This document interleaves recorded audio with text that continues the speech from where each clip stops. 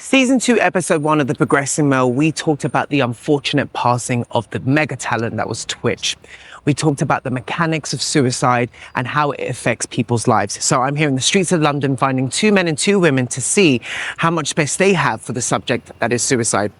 My name is Francisco Gomez and you are watching The Progressing Male Street Styles. I think it's always good to talk about it, no matter what gender you are, where you come from. I know it kind of determines as well the pressure of your nationality. I know I'm from Malta, so the kind of stigma of the heterosexual side of it. Yeah, very masculine dominated. And I think mental health is mental health. Yeah. And it's just finding your circle of people where you can feel like you can open up and just have that conversation. I think that's the important thing, is finding your circle. And there's a lot of places out there where you can find your team wherever you are. I'm blessed to have like a strong group of people to kind of always remind me to always come out and speak what's on my heart. Yeah, so I think, it's important to just surround yourself with that energy. And if you're surrounded by people who make you feel like you can't do that, then they're not your people. Agreed. Thank you so much for sharing. So how do you feel about the subject? I think, for me personally, I think it's important to talk about. I think I haven't experienced it firsthand or close family or anything like that, but I do think the more we talk about it, the more people feel comfortable to talk about it. And then we can address the subject and hopefully help more people that do feel suicidal or suffering with depression or mental health, and it's a very important topic to talk about. And do you think that if you were in a relationship where you sensed it was going that way, could you have the capacity and the space for that? I think so. I think definitely if I cared about the person, if they've been in my life a significant amount of time, and I feel like I have the ability to not only me help them, but actually be able to talk to them about them getting help, because I'm not professional. Yes. But it's important for people to ask for help. I think people are scared to do that by themselves. Yeah, and I think you need to be supportive in your relationships, be it friendships, family, romantic relationships, anything like that. Lack of faith. I think that's lack of faith. Lack of faith. You sound like you're a man very in tune with his emotions. Yeah. And have you ever struggled with that? Because, for us to be in tune with our emotions is seen as feminine or a weakness. Yes. And how do you tackle that? Because it seems like you're quite centered. Yeah. No, that's been my problem for the last five years now. But I've recently found Jesus in my life, and that has changed a lot. So the spiritual aspect of it has given you peace. Has given me a lot of peace. I love that. And that's from a man that self-destructed himself and now has transformed into something new. Amazing. I'm so happy for you, sir. Thank you. Okay, so my experience with suicide is actually quite personal. I myself have suffered with quite a lot of deep depressive thoughts in my past a few years ago. But last year I actually lost my cousin to suicide as well. And he was 20 years old.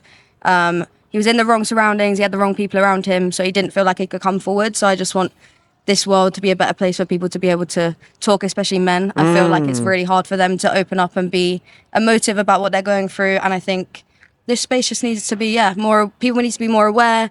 The world needs to be a bit more open so they feel that they can share, because we're losing too many people. I agree. Whereas myself, as a woman, I did feel like I could come forward and talk to people. Again, I think that's a stereotype. I think women and men should feel the same. But unfortunately, in this world, I don't think they do at the moment. So I'd like the world to just be a bit more open. Thank you for sharing that. That's all right. For suicide to be such a close proximity, when you lost your cousin, did you feel like there was a guilt or responsibility on your behalf because it was such close proximity, or was there a sense of acceptance that's the path that he chose, so that's the consequence, the unfortunate consequence? Yeah, unfortunately, obviously. But for me, I did, definitely. We weren't as close growing up. We kind of grew apart because it was my dad's side of the family that I don't see too often. Okay. I live in London now and I'm from the south of England near Brighton. So I didn't see him too much. I went to uni. So of course, with myself having the suicidal thoughts when I was younger, I completely resonated with what he was going through. So I did at times feel like,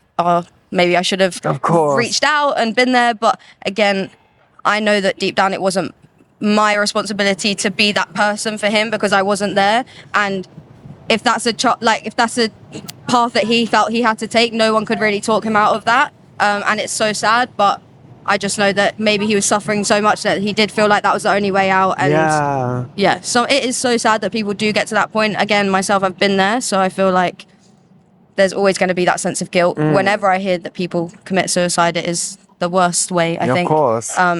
But again, I know that sometimes it does feel like there's no other way. And what So- tools did you use to get yourself out of that stage? Because I can only imagine being at such a point where you think that's the only way out. So to overcome that Yeah. stage is huge. What did you do? Because maybe some of our listeners and viewers, they can take from this Yeah. experience.